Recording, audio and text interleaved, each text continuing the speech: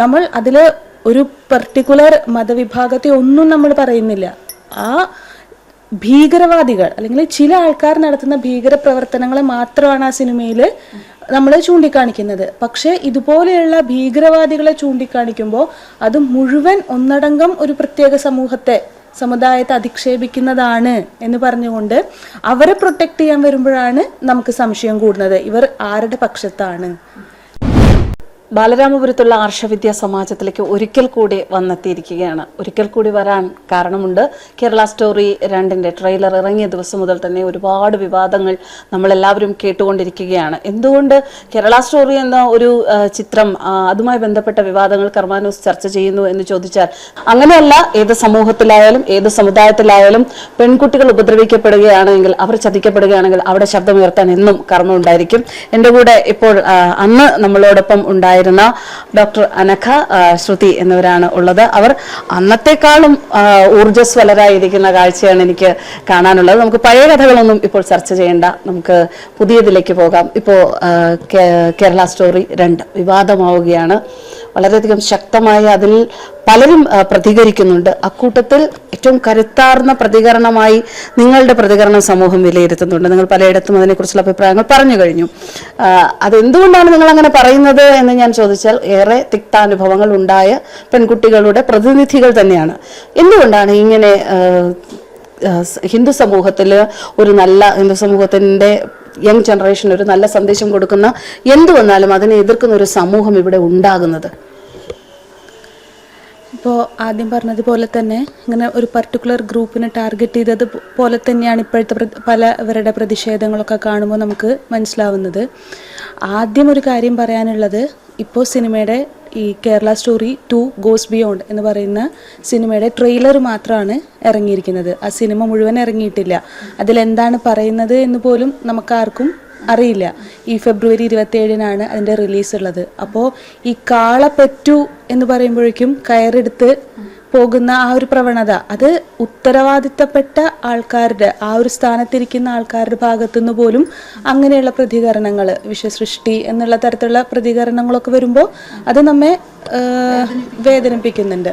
പിന്നെ എല്ലാവരും പ്രത്യേകിച്ച് കേരളീയ സമൂഹം ചോദിക്കുന്ന ഒരു കാര്യമുണ്ട്, ആവിഷ്കാര സ്വാതന്ത്ര്യം. അത് എല്ലാവർക്കും ഉള്ളതാണല്ലോ. അങ്ങനെ നമ്മുടെ സനാതനധർമ്മത്തെ അധിക്ഷേപിച്ചുകൊണ്ട് അല്ലെങ്കിൽ അപഹസിച്ചുകൊണ്ടുള്ള പല കലാസൃഷ്ടികൾ എല്ലാം വരുന്ന സമയത്ത് അവർ ചോദിക്കാറുള്ള ചോദ്യം എന്താണ്, ഒരു സിനിമ ഇറങ്ങിയാൽ അല്ലെങ്കിൽ ഒരു നാടകം ഇറങ്ങിയാൽ എന്താണ് ഇത്ര നഷ്ടപ്പെടാനുള്ളത്? ഒരു കലാകാരന് അവൻ്റെ കഴിവ് അല്ലെങ്കിൽ അവൻ്റെ ഭാവന പുറത്ത് ഇറക്കാനുള്ള അവകാശമില്ലേ എന്നുള്ള തരത്തിൽ ചോദിക്കാറുണ്ട്. അപ്പോൾ സനാതനധർമ്മത്തെ അധിക്ഷേപിക്കുന്ന അല്ലെങ്കിൽ സനാതനധർമ്മ വിരുദ്ധരായിരിക്കുന്ന ആൾക്കാർക്ക് മാത്രമാണോ ഈ ആവിഷ്കാര സ്വാതന്ത്ര്യം എന്നുള്ള ഒരു ചോദ്യമാണ് ഇവിടെ ഉയരുന്നത്. ആദ്യം ആ സിനിമയൊന്ന് ഇറങ്ങട്ടെ, എന്നിട്ട് നിങ്ങളും കണ്ടിട്ടില്ല നമ്മളും കണ്ടിട്ടില്ല. അപ്പം അതുകൊണ്ട് ആദ്യം അത് ഇറങ്ങട്ടെ, അതിനുശേഷം നമുക്ക് തീരുമാനിക്കാം എന്താ വേണ്ടത് എന്നുള്ളത്. ഇനി കേരള സ്റ്റോറി 1 ഫസ്റ്റ് പാർട്ടിനെ പറ്റി പറയാന്നുണ്ടെങ്കിൽ നമ്മളെല്ലാവരും അത് കണ്ടതാണ്. അതിനെക്കുറിച്ചിട്ട് നമ്മൾ തന്നെ പല റിവ്യൂകൾ പറഞ്ഞിട്ടുണ്ട്. അത് ഒരിക്കലും നടക്കാത്ത സംഭവങ്ങളായിരുന്നില്ല. കേരളത്തിൽ തന്നെ നടന്ന് ഇന്നും അവർ അഫ്ഗാൻ ജയിലിൽ ഇന്നും നമുക്ക് അതിനുള്ള ജീവിക്കുന്ന ഉദാഹരണങ്ങളായിട്ട് നിൽക്കുന്ന അവരുടെ കഥകൾ സമൂഹത്തിലേക്ക് ഒരു ബോധവത്കരണം എന്ന രീതിയിൽ ആ ഒരു സിനിമയിലൂടെ അവതരിപ്പിക്കുമ്പോൾ നമ്മൾ അതിൽ ഒരു പർട്ടിക്കുലർ മതവിഭാഗത്തെ ഒന്നും നമ്മൾ പറയുന്നില്ല. ആ ഭീകരവാദികൾ അല്ലെങ്കിൽ ചില ആൾക്കാർ നടത്തുന്ന ഭീകര പ്രവർത്തനങ്ങളെ മാത്രമാണ് ആ സിനിമയിൽ നമ്മൾ ചൂണ്ടിക്കാണിക്കുന്നത്. പക്ഷേ ഇതുപോലെയുള്ള ഭീകരവാദികളെ ചൂണ്ടിക്കാണിക്കുമ്പോൾ അത് മുഴുവൻ ഒന്നടങ്കം ഒരു പ്രത്യേക സമുദായത്തെ അധിക്ഷേപിക്കുന്നതാണ് എന്ന് പറഞ്ഞുകൊണ്ട് അവരെ പ്രൊട്ടക്ട് ചെയ്യാൻ വരുമ്പോഴാണ് നമുക്ക് സംശയം കൂടുന്നത്, ഇവർ ആരുടെ പക്ഷത്താണ്. രാജ്യത്തിന് തന്നെ നാണക്കേടാവുമായിരുന്ന അല്ലെങ്കിൽ രാജ്യത്തിന് തന്നെ ആപത്താവുമായിരുന്ന അവരെ പ്രൊട്ടക്ട് ചെയ്തുകൊണ്ട് സംസാരിക്കുമ്പോഴാണ് നമുക്ക് ഈ സംശയം വരുന്നത്. ശ്രുതി, എനിക്ക് തോന്നുന്നു ശ്രുതിക്ക് ഇതിനെപ്പറ്റി പറയാൻ വേറെ കുറേ കാര്യങ്ങൾ ഉണ്ടാകണം. കാരണം ഇപ്പോൾ ഡോക്ടർ അനഘ പറഞ്ഞതെന്ന് പറഞ്ഞു കഴിഞ്ഞാൽ സമൂഹത്തിന് ആപത്ത് ഉണ്ടാക്കുന്നതിന് വേണ്ടി കുറേ ആൾക്കാർ സപ്പോർട്ട് ചെയ്യുന്നു. അതിൻ്റെ ഇരകൾ എന്ന് പറയുന്ന ഒരു പ്രതിനിധികൾ എന്ന നിലയ്ക്ക് എന്ത് തരത്തിലുള്ള ഒരു ബോധവൽക്കരണമാണ് ഈ ചിത്രത്തിന് അപ്പുറത്ത് നിന്നുകൊണ്ട് ഈ സമൂഹത്തിന് കൊടുക്കാൻ? നിങ്ങൾ ചിത്രമൊക്കെ അവിടെ നിൽക്കട്ടെ, ചിത്രം എന്ന് പറഞ്ഞപ്പോൾ നമ്മൾ പറഞ്ഞതുപോലെ തന്നെ ചിത്രം വരട്ടെ, വന്നു കഴിഞ്ഞ് നമുക്ക് അതിനെക്കുറിച്ച് സംസാരിക്കാം, എല്ലാവർക്കും സംസാരിക്കാം. പക്ഷെ എന്നാലും ഇപ്പോഴും ആ അനുഭവങ്ങൾ, അത്തരത്തിലുള്ള സംഭവങ്ങൾ ഈ സമൂഹത്തിലുണ്ട്, ഇല്ലാന്ന് നിഷേധിക്കാനാകില്ല. ആ ഒരു ആംഗിളിൽ നിന്നുകൊണ്ട് എന്താണ് ശ്രുതിക്ക് ഇതിനെക്കുറിച്ച് പറയാനുള്ളത്? നമ്മൾ ഒരിക്കലും എടുത്തു ചാടി തീരുമാനം എടുക്കേണ്ടതല്ല. ഇപ്പോൾ നേരത്തെ ഡോക്ടർ അനഘ പറഞ്ഞ ഒരു കോട്ടൺ ഞാൻ ഒന്നുകൂടെ റിപ്പീറ്റ് ചെയ്യാണ്. കാള പെറ്റെന്ന് കേൾക്കുമ്പോൾ തന്നെ ഉടനെ കയറെടുക്കുന്ന ഒരു പ്രവണത ഇന്നത്തെ തലമുറകൾക്ക്, യുവതലമുറകൾക്ക് പ്രത്യേകിച്ചിട്ടുള്ളതാണ്. ആരെങ്കിലും എന്തെങ്കിലും അന്ധമായിട്ട് വിമർശിക്കുമ്പോൾ അതിൻ്റെ പിന്നാലെ പോകാതെ അവനവൻ്റെ ബുദ്ധിയും യുക്തിയും വെച്ചിട്ടൊന്ന് ത്യാജ്യഗ്രാഹ്യ ബുദ്ധിയോടുകൂടി ഒന്ന് സമീപിക്കുക ഏതൊരു വിഷയത്തെയും. അപ്പോൾ ആ വിഷയം എന്താണെന്നുള്ളതും ആ വിഷയത്തിൻ്റെ ഗൗരവം എന്താണെന്നുള്ളത് മനസ്സിലാക്കി, അല്ലാതെ ഒരുപറ്റം ആൾക്കാർ അതിനെ കടുത്തതായിട്ട് വിമർശിക്കുന്നു, അതുകൊണ്ട് അത് പാടെ തെറ്റാണ്, ചില ആൾക്കാർ അതിനെ അന്ധമായിട്ട് വിശ്വസിക്കുന്നു, അതുകൊണ്ട് അത് അൾട്ടിമേറ്റ്ലി ശരിയാണ് എന്നുള്ള പക്ഷം പഠിക്കാതെ അവനവൻ്റെതായിട്ടുള്ള സ്റ്റാൻഡിൽ നിന്നുകൊണ്ട്, അതിന് ന്യൂട്രൽ സ്റ്റാൻഡിൽ നിന്നും പഠിക്കുക, വിശകലനം ചെയ്തിട്ട് വേണം ഓരോ തീരുമാനങ്ങളിലേക്ക് എത്താനായിട്ട്. അങ്ങനെയുള്ള നിലപാടുകൾ ഇല്ലാത്തത് കൊണ്ടല്ലേ ഇവിടെ കേരള സ്റ്റോറികൾ ഇങ്ങനെ ആവർത്തിച്ചു കൊണ്ടിരിക്കുന്നുള്ളത്. ചിത്രത്തിന് കേരള സ്റ്റോറി എന്ന പേര് കൊടുത്തതിനെ കുറിച്ച് എന്തെങ്കിലും പറയാനുണ്ടോ? ഇല്ല, ഇതിനകത്തൊരു ചെറിയ തെറ്റിദ്ധാരണ ഉണ്ടായിട്ടുണ്ട്, ഒരു കൺഫ്യൂഷൻ ഉണ്ടായിട്ടുണ്ട്, കമ്മ്യൂണിക്കേഷൻ ഒരു പ്രശ്നം ഉണ്ടായിട്ടുണ്ടെന്നുള്ളതാണ് നമുക്ക് മനസ്സിലാക്കാൻ സാധിക്കുന്നത്. സിനിമയുടെ പേര് കേരള സ്റ്റോറി 2 ഗോസ് ബിയോണ്ട് എന്നാണ്. കേരള സ്റ്റോറി 2 എന്ന് മാത്രമായിരുന്നു സിനിമയുടെ പേരെങ്കിൽ ഈ പറയുന്ന വിവാദങ്ങളൊക്കെ ഉണ്ടാക്കുന്നതിനൊക്കെ നമുക്ക് എന്തെങ്കിലും മറുപടി പറയാം. പക്ഷെ ഇതല്ല, കേരള സ്റ്റോറി 2 ഗോസ് ബിയോണ്ട് എന്ന് എടുത്തു പറയുന്നുണ്ട്. അപ്പൊ അതിന്റെ അർത്ഥം എന്താ? കേരള സ്റ്റോറി എന്ന് പറയുന്ന സിനിമയിൽ പ്രതിപാദിച്ചിരിക്കുന്ന, അതിവിടെ നടന്നത് തന്നെയാണ്, നടക്കാത്ത സംഭവങ്ങളല്ല. സിനിമയുടെ ത്രൂ ഔട്ടുള്ള ഇതിനകത്ത് കഥാപാത്രങ്ങളുടെ പേരിൽ മാത്രമേ വ്യത്യാസമുള്ളൂ, ഇവിടെ നടക്കാത്ത കാര്യമല്ല പറഞ്ഞിരിക്കുന്നുള്ളത്. അതിലെ എല്ലാ കഥാപാത്രങ്ങളുടെ ചരിത്രം എടുത്തു നോക്കുമ്പോഴും ഇവിടെ കേരളത്തിൽ നടന്ന സംഭവമാണ്. ആ പർട്ടിക്കുലർ തീം തന്നെ കേരളത്തിനകത്ത് മാത്രം ഒതുങ്ങുന്നില്ല, അത് കേരളത്തിന് വെളിയിൽ എല്ലായിടത്തും പടർന്ന് പന്തലിക്കുന്നുണ്ട് എന്നുള്ളതല്ലേ ആ പേര് സൂചിപ്പിക്കുന്നുള്ളത്. ഈ ഇംഗ്ലീഷ് വിദ്യാഭ്യാസമൊന്നും ഇല്ലാത്ത ആൾക്കാരാണോ ഇത് കണ്ടുകൊണ്ടിരിക്കുന്നുള്ളത്, ഇതിനെക്കുറിച്ച് ചർച്ച ചെയ്യുന്നത്? ഈ ചർച്ച ചെയ്യുന്നവരാരും വിദ്യാഭ്യാസം ഇല്ലാത്തവരല്ലല്ലോ, വിദ്യാസമ്പന്നർ തന്നെയല്ലേ.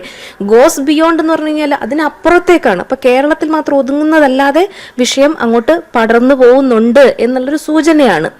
അതുകൊണ്ട് അത് കേരളത്തെ മാത്രം, ഇനി കേരളത്തെ അപമാനിക്കുന്നു എന്ന് പറയുന്നത് എന്തടിസ്ഥാനത്തിലാണ്? എന്തടിസ്ഥാനത്തിൽ? കേരള സ്റ്റോറി 1-ൽ പ്രതിപാദിച്ചിരിക്കുന്ന വിഷയത്തെ ഇതിനെയും ബ്ലെൻഡ് ചെയ്തുകൊണ്ടാണെങ്കിൽ ഇവിടെ അതുപോലുള്ള സംഭവങ്ങൾ നടന്നതല്ലേ നാണക്കേട്?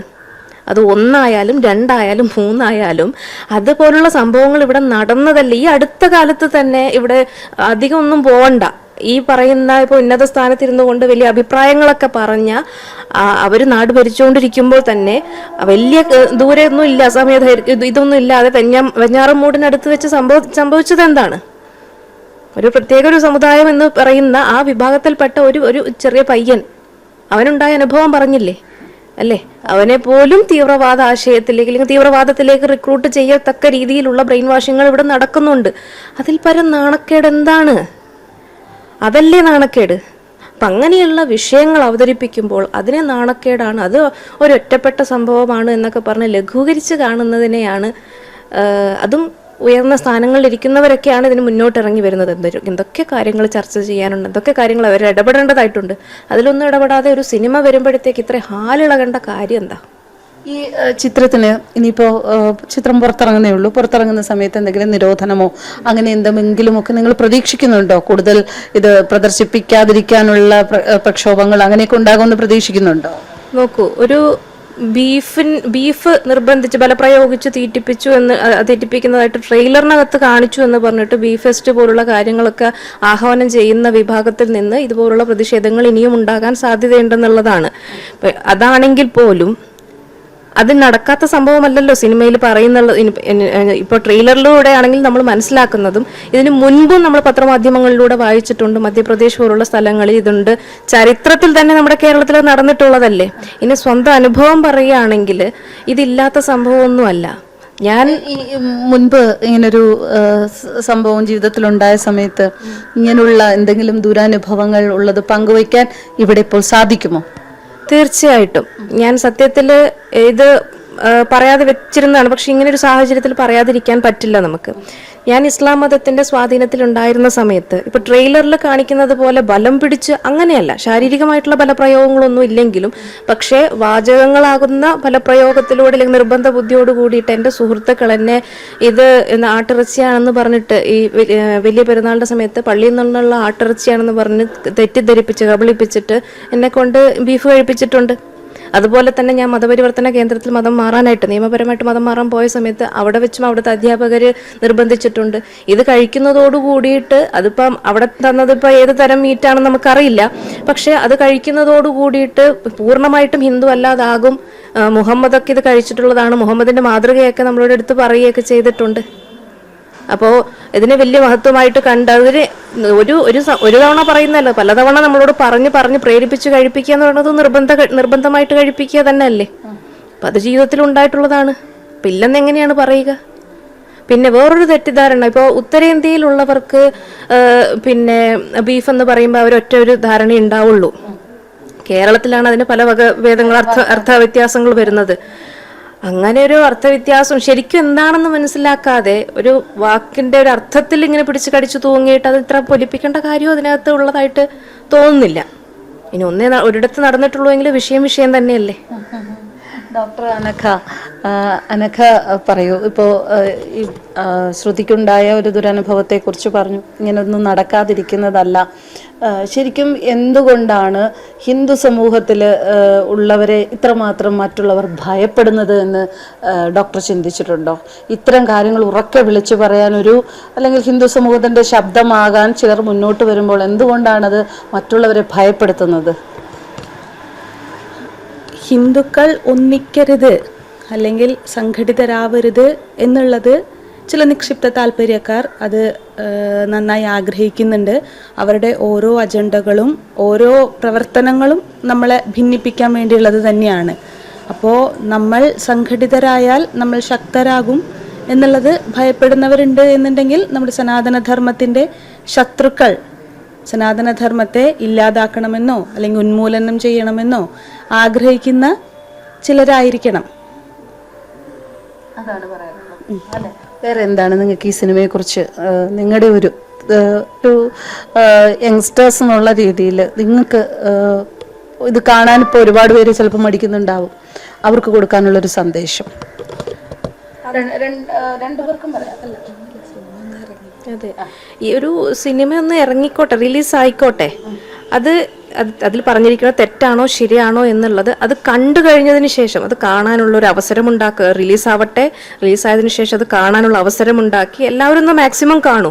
വിമർശിക്കാൻ വേണ്ടിയിട്ടാണെങ്കിലും കാണട്ടെ, കണ്ടിട്ട് നമുക്ക് തീരുമാനിക്കാമല്ലോ ഇത് തെറ്റായിട്ടുള്ള കാര്യമാണോ പറയുന്നത്, ശരിയായിട്ടുള്ള കാര്യമാണോ പറയുന്നുള്ളത് എന്നുള്ളത്. അല്ലാതെ അന്ധമായിട്ടൊന്ന് റിലീസ് ആവുന്നതിന് മുമ്പ് ഒരു ട്രെയിലർ കണ്ടതോട് കൂടിയിട്ട് ഇത്രയ്ക്ക് അങ്ങോട്ട് അങ്ങനെ പറയാനാണെങ്കിൽ എത്രയോ സിനിമകൾ ഇതിനു മുമ്പ് ഇറങ്ങിയിട്ടുണ്ട്. അതിനൊന്നും ഇല്ലാത്തൊരു പുകില് ചില നടന്ന സംഭവങ്ങളെ ആസ്പദമാക്കിയിട്ട് ചിലർ എടുക്കുന്ന സമയത്ത് മാത്രം എന്തിന് ഇത്ര ഭയക്കണം?